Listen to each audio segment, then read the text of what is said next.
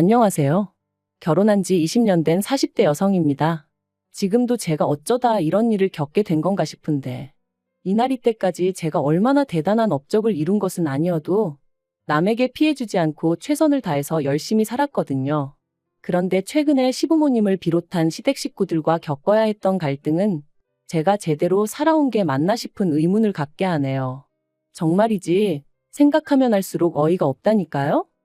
남편하고는 처음 대학교에서 알게 된 사이예요.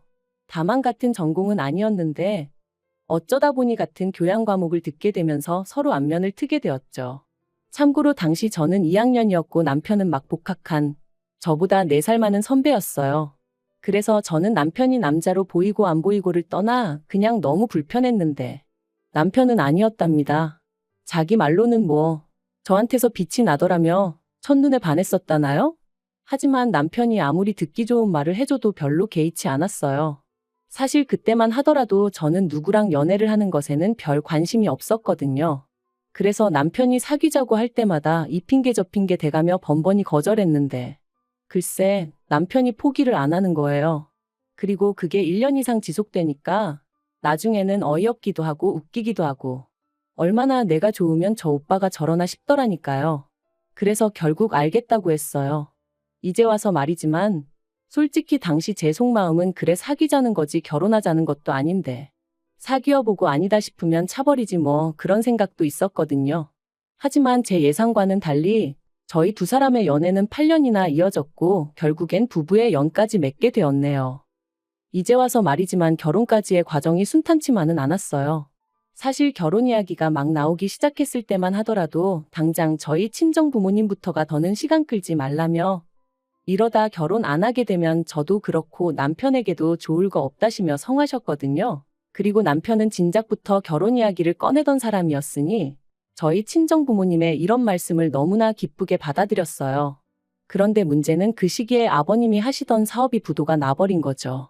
사실 아버님 사업이 조금씩 어려워지고 있는 건 남편을 통해 들은 바도 있고 해서 저도 어느 정도 알고는 있었는데 그래도 그렇게 빨리 무너져 버릴 줄은 몰랐거든요. 정말이지 이걸 어떻게 친정에 말해야 하나. 말 그대로 미치겠대요? 솔직히 헤어져야겠다는 생각은 안 했기에 어떻게 친정 부모님을 설득해야 하나 그 걱정이 더 컸던 것 같아요. 그런데 안 좋은 일은 연달아 온다더니 그게 끝이 아니었습니다. 아버님 사업이 어려워지자 빚쟁이들이 집에 찾아오기 시작했거든요. 그리고 결국 어머님께서 그 사람들을 감당해내지 못하고 알아눕게 되시면서 시댁이 말 그대로 집안이 쑥대밭이 되어버렸죠. 그리고 이 상황을 알게 되신 저희 친정부모님께선 이런 마당의 결혼은 무슨 결혼이냐고 하루빨리 헤어지라 하시대요. 지금이야 친정부모님은 오로지 제 안위만을 걱정하여 하셨던 말씀이라는 걸 알아요. 하지만 당시에는 그런 친정부모님이 어찌나 매정하게 보이고 야속했는지 모릅니다. 게다가 남편한테는 또 얼마나 미안하던지요. 가뜩이나 힘든 상황에 놓인 남편에게 제가 큰 상처를 주는 것 같았거든요. 아무튼 결국 그런 친정부모님을 설득한답시고 제가 단식투쟁을 했어요. 정말 한심하죠. 지금도 그때를 생각하면 죄송한 마음뿐이에요. 그리고 결국 자식 이기는 부모 없다고 친정부모님께서 저희 두 사람의 결혼을 허락해 주셨습니다. 저희가 결혼식을 올리던 즈음에는 시댁의 가세는 기울 대로 기운 상황이었고 그렇다 보니 결혼 비용의 80% 이상을 제가 부담해야 했어요. 저희 친정이라고 돈을 쌓아놓고 사는 것은 아니었지만 그래도 상황이 상황인 만큼 친정부모님이 애를 많이 써주신 거죠. 서울 구석에 있는 아파트긴 했어도 저희들 시작하기엔 부족하지 않을 아파트도 하나 마련해 주셨고요. 그런데 결혼식까지 다 올리고 나서야 시부모님이 하시는 말씀이 가관이었습니다. 저희만 잘해놓고 살면 그만이냐며 친정에서 그 정도로 해줄 여유가 있으면 저라도 나서서 시부모님이 어렵게 생활하고 계시니 그쪽도 좀 마음을 써주시면 안 되겠냐 하고 한번 물어보지 그랬냐셨거든요. 어이가 없었죠. 차라리 이런 이야기를 결혼 전에 들었더라면 결혼 자체를 다시 생각해봤을지도 모를 만큼 충격도 컸어요. 결혼 전에 제가 몇 번 배웠던 시부모님은 이런 분들이 아니셨는데 돈이 뭐길래 사람을 이렇게 바꿔놓나 싶기도 했고 정말이지 별의별 생각이 다 들더라니까요. 그런데 그때 남편이 상식적으로 그게 말이 되냐? 왜 이렇게 뻔뻔하게 나오시냐며 시부모님한테 큰 소리로 따지고 들대요. 사실 저희 남편이 워낙 순한 사람인지라 어려서부터 시부모님한테 제대로 한번 대들어본 적도 없댔는데 그런 모습을 보니 그 와중에 믿고 살아도 되겠다는 생각이 들더라고요. 아무튼 이후로도 이따금씩 시부모님과의 부딪히는 일이 있긴 했지만 그거야 어느 집에서나 있을 수 있는 일이다 생각하고 넘겼어요. 웬만하면 가슴에 쌓아두지 않고 살려고 했고 아니다 싶은 건 확실히 짚고 넘어가기도 했고요. 그리고 그렇게 지내다 보니까 어느 순간부턴 시부모님도 더는 억지 쓰는 일이 없으셨고 저도 어느 정도는 제 입장을 내세울 수 있는 그 정도의 사이가 되대요.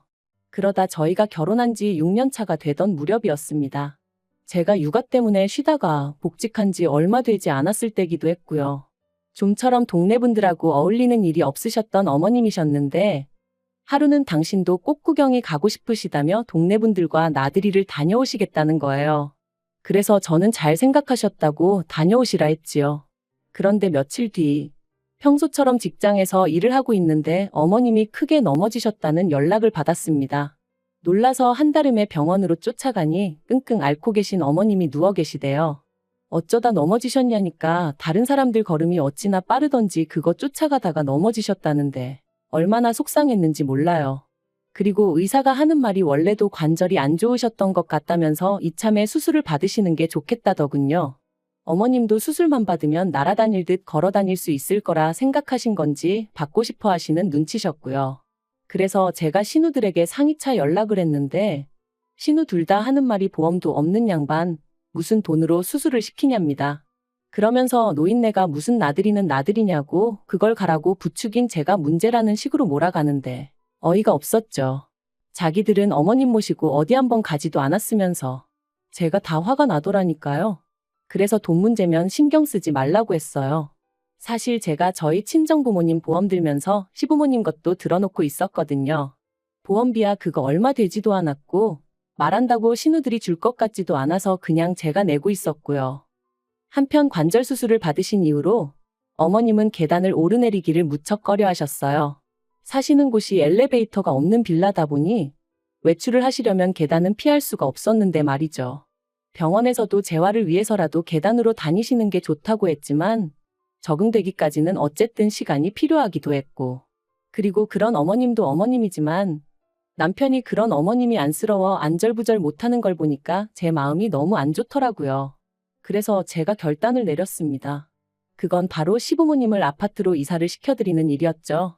사실 시집 올 때 결혼 미천을 친정부모님이 대주시기도 했지만 그런 와중에 여자도 비상금으로 얼마는 들고 있어야 한다며 친정어머니가 따로 챙겨주신 돈이 있었어요. 그래서 그걸로 제가 주식을 좀 했는데 거기서 생각보다 수익이 좀 났었거든요. 그래서 그 돈에 남편과 제가 같이 모은 적금 그리고 시부모님이 당시 살고 계신 빌라의 보증금 전부 다 싹싹 끌어모으고 그래도 부족한 건 대출받으면 어떻게든 되지 않을까 싶더라고요. 그래서 남편에게 이야기를 꺼내니 남편이 어쩔 줄 몰라 하대요. 고맙다 하면서도 미안하다 그러고 미안하다 하면서도 몇 번이나 고맙다 하고 제 성격이 원래 마음먹은 건 빨리빨리 해치우는 편이다 보니 마음먹은 그날부터 열심히 발품눈품을 팔았습니다. 그래서 덕분에 세대수가 많지 않고 급매로 나온 아파트 하나를 찾긴 했는데 계약 직전에 대출을 조금이라도 줄여볼까 싶은 생각에 신우들에게 연락을 했어요. 아무리 그래도 자기들 부모님 모실 아파트를 마련하자고 하는 건데 얼마라도 보태겠지 싶은 기대도 솔직히 있었고요. 그런데 신우들 하는 말이 남편과 저희 둘이 낸 아이디어 아니냐며 그러니까 저희 둘이 알아서 하라대요. 자기들이 보기엔 시부모님 두 분이 빌라에서도 아무 문제 없이 잘만 지내시는데 저희가 괜히 일을 벌린다는 식으로 말하면서 말이죠. 내심 야박하다 싶었지만 왠지 치사스러운 마음에 저도 두 번은 안 물었습니다. 그러냐고 알겠다 하고 말았네요. 그리고는 어차피 이렇게 된 거 이러나 저러나 제가 집어넣은 돈이 제일 많으니 제 명의로 사서 살게 해드리자 그렇게 된 거였어요. 남편하고 공동 명의로 할까 싶기도 했는데 남편이 그냥 제 명의로 사라고 하더라고요. 그리고 그렇게 시부모님을 아파트로 모셨는데 두 분 다 그때까지도 명의에 대해서는 이런 방구도 없으시더니 갑자기 트집을 잡기 시작하셨어요. 집 사는데 당신들 전세 보증금도 들어갔으면 공동 명의를 했어야 하는 거 아니냐면서 제가 마치 두 분 전세 보증금을 가로챘다는 식으로 말씀을 하시더라고요. 너무 황당하고 어이가 없어서 그러면 처음부터 제가 이사하자고 했을 때 싫다 하시지 그러셨냐니까 그건 또 못 들은 척 하시고 결국 제가 그런 시부모님께 그럼 그 보증금 빼드릴 테니 다시 사시던 곳으로 돌아가시겠냐 물었습니다. 아니면 대출이고 뭐고 두 분이서 다 갚으시겠냐고 그러면 저는 제 돈 다 빼서 나가겠다고요. 그랬더니 그제서야 더는 입 딱 다무시고 명의 가지고 왈가왈부를 안 하시더라니까요. 물론 이후로도 다른 시시콜콜한 일들로 제 속을 긁으시기 일쑤였지만요. 한편 남편과의 결혼 생활은 어느새 안정기에 접어들어 여러 가지로 만족스러운 나날이었어요. 남편이나 저나 서로 싫다하는 건 안 하는 성격이다 보니 서로 마음고생시키는 일도 없었고 종종 주변에서 신혼이냐 물을 만큼 사이가 좋았답니다. 그런데 그런 남편이 올해 초 퇴근길에 신호등 건너다가 버스에 치여서 제대로 인사도 못하고 떠났어요. 앞으로 한 10년만 더 일하고 은퇴하자. 은퇴해서 우리 둘이 여기저기 여행 다니며 재밌게 살자. 그 무렵 남편이 입버릇처럼 하던 말이었는데 그렇게 허무하게 떠나더라고요. 인생 참 별거 없다 싶대요. 그러다 지난달이었습니다. 웬일로 시부모님도 그렇고 신우들까지 저더러 만나자고 하더라고요. 여러 가지로 정리를 좀 해야 하지 않겠냐면서 말이죠. 그리고 그때 직감적으로 돈 이야기를 하려는 건가 싶더라고요. 남편 생전에 시부모님 생활비 대부분을 저희가 담당했었거든요. 참고로 시부모님한테 저희가 100만 원, 신우 둘이 각자 25만 원씩 보내드리다가 남편 떠나고 나서는 제가 보내드리던 돈을 줄였습니다. 맞벌이에서 당장 외벌이가 된 것도 있었고 어쨌든 산 사람은 살아야 된다고 저도 저지만 미술 전공이던 딸의 수업료를 생각하면 어쩔 수 없는 선택이었죠. 그래서 50만 원만 보내드린다 말씀드렸고 아버님 어머님 두 분 다 수학이 너머로 목소리가 좋진 않으셨지만 알아서 하라고 하시대요. 그리고 솔직히 그 당시 저에게는 두 분 기분을 헤아려 드릴 만한 여력이 없기도 했고요. 아무튼 그렇게 약속 당일 시댁에 다 같이 모였는데 큰신우가 먼저 저에게 할 이야기가 있다고 하더니 생각지도 못한 아파트 명의 이야기를 꺼냈습니다. 그리고 이어지는 말이 얼마나 어이가 없었는지 몰라요. 한다는 소리가 아들 잃은 부모 마음이 오죽하겠냐 하더니 아버님 어머님 두 분 다 너무나 외롭고 헛헛해 하신다면서 이참에 두 분 살고 계신 제 아파트 명의를 두 분 명의로 바꿔드리면 안 되겠냐는 거예요. 그러면 하다못해 아들이 당신들한테 집이라도 해주고 떠났다 뭐 이런 위로를 받으실 수 있지 않겠냐면서 말이죠. 그리고 저는 그런 말도 안 되는 소리를 듣고만 있을 수는 없더라고요.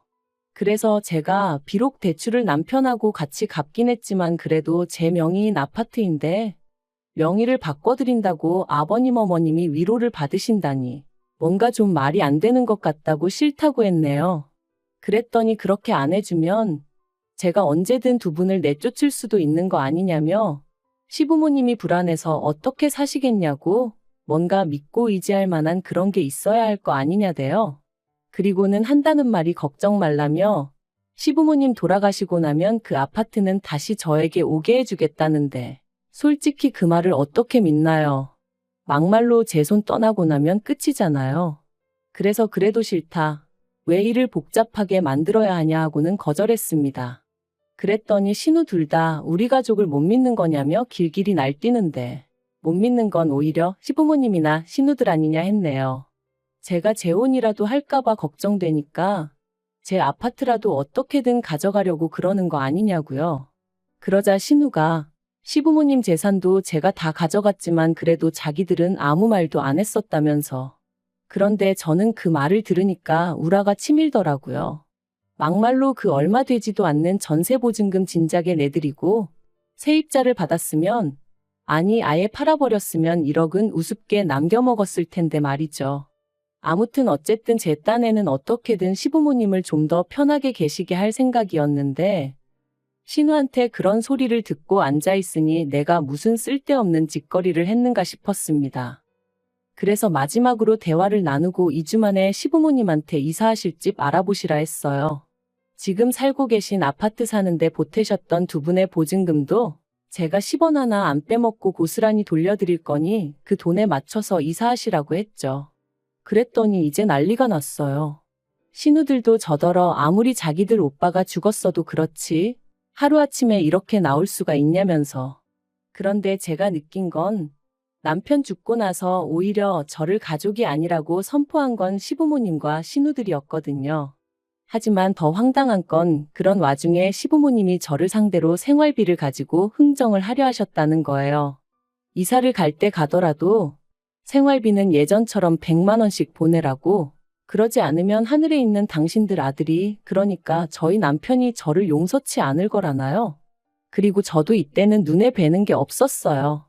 그래서 남편 죽고 며느리가 시부모 생활비 챙겼다는 얘기는 들어본 적이 없다고, 생활비도 이제 못 드린다 그러니 연락하지 마시라 그렇게 내질러 버렸죠.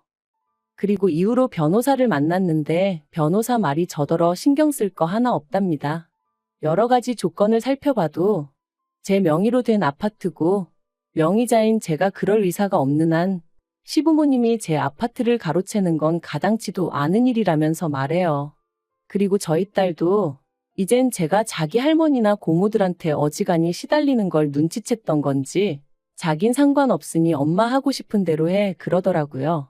그래서 결국 친정에 들어가서 사는 쪽으로 얘기가 되어가고 있어요. 남편하고 살던 아파트는 당분간 비워두고 어머님 아버님 사시는 아파트는 생각만 하면 한숨부터 나오는 게 지금 이사 안 가신다고 버티고 계시거든요. 일단 겨울은 계시게 해야 되나 싶기도 하고. 아무튼 내년 봄쯤에는 앞으로 전망이 어떻건 간에 그냥 팔아버리려고요. 솔직히 시작부터 받은 거 하나 없었어도 남편을 생각해서 시부모도 내부모다 생각하고 두 분 돌아가시는 날까지 며느리 도리는 다 하려고 했는데 저 혼자 한 약속이지만 지키지 못하게 된 현실이 남편을 생각하면 미안하고 그래요. 하지만 남편도 그곳에서 저를 이해해주고 있겠죠. 아무튼 당분간은 제 마음 추스리고 애만 보면서 살렵니다. 시댁 쪽은 생각도 하지 않으려고요.